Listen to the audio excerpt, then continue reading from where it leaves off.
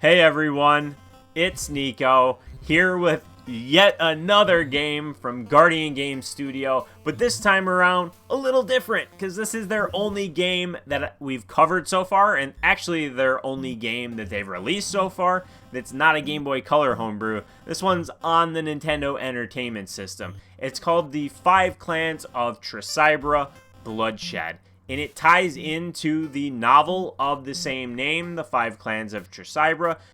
Just like my previous review for Soren Rising tied into the novel for Soren Rising, so these two games link into one another. So if you missed my previous review of Soren Rising, link in the description below. Now you don't have to have read the novels, but it will add some lore to the experience for you. So if that's your thing, check out the Guardian Games Studio website and get your hands on a copy of the novel.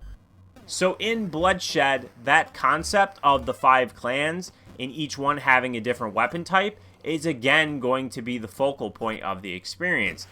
You will have your choice right from the beginning, so whichever character you decide to play will greatly impact how your experience is going to play out. It's going to affect the difficulty and how you handle the different enemies and boss types throughout the game, because there's ranged and melee weapons. There's a staff, an axe, spears, bow and arrow, and a slingshot. Now, as a player that enjoys using ranged weaponry, that's the route that I took. Although I did dabble a little bit with the axe to get a feel for the differences. And what I could say is they did a really great job of designing this component of the game, because although the game is fairly short, clocking in at only 30 minutes or so, depending on how much you struggle, it felt drastically different in terms of the combat depending on which character you pick.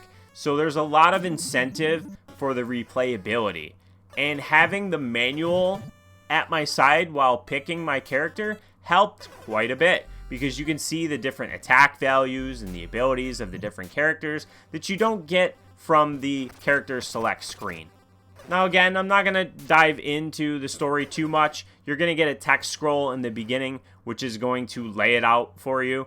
But again, I felt like the story was the strength of the experience. And since the designer of the game focuses a lot of his energy on novels, it comes as no surprise that the story is one of the highlights.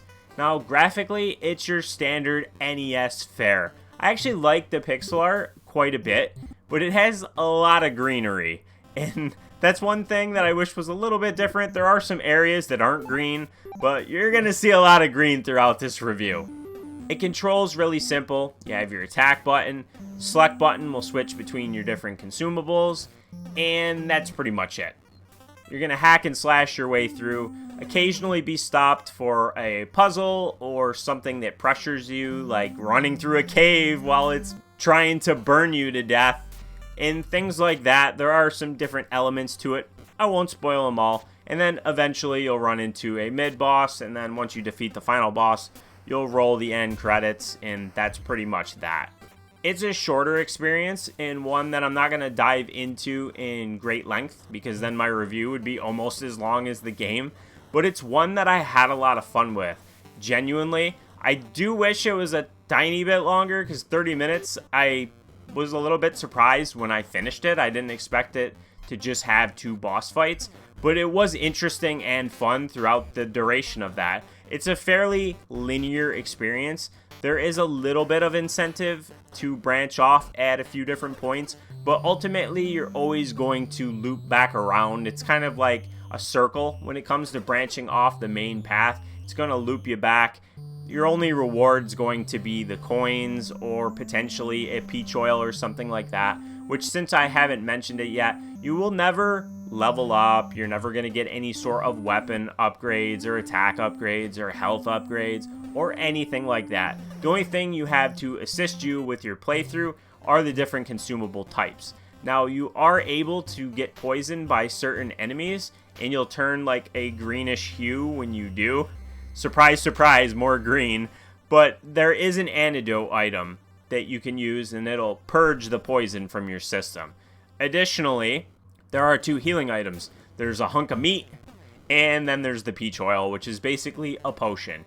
And you'll see these at the top of the screen. It keeps track of them. You can carry 2 of each. You switch between them with the select button and then just hit one of the face buttons. I think it's B, and it'll, down the hatch it'll go and it'll apply its effect to you.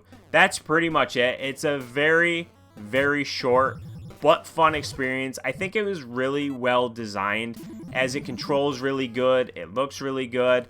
The music's a bit on the lower end of the experience compared to other Guardian Games Studio releases. It's a lot of bleeps and bloops, whereas the music for the Game Boy Color games that they've released is pretty catchy, honestly. But it works. It's serviceable, I guess. But it's definitely the lowest point of the game as a whole. So in terms of designing the game and programming it using NES Maker, shout out to Dale Coop, because he did a great job with it, as he does with pretty much everything he works on the NES. So if you're not sure who he is, I'll have a link to his Twitter page below. He's very active in the homebrew community. So give him a follow, and you're going to be up to date on pretty much all the homebrews that are releasing on the scene, because he's always retweeting and sharing all sorts of different types of games. The last thing I just want to mention, and I reached out to Spencer of Guardian Games Studio and asked him if this game is still available, is I genuinely don't know, because it's not on their website right now like their other releases are. Maybe it just hasn't been added yet for you to purchase. But I'll have a link to his webpage below. If you're interested in checking out one of the novels or this game for yourself, check there. That'll be your best resource to get a copy of this, whether that be digital or physical, for yourself. If you have any questions about Tresibra Bloodshed, drop them in the comments below, and I'll make sure to get back to you. As always, I appreciate you watching, and I'll see you next time.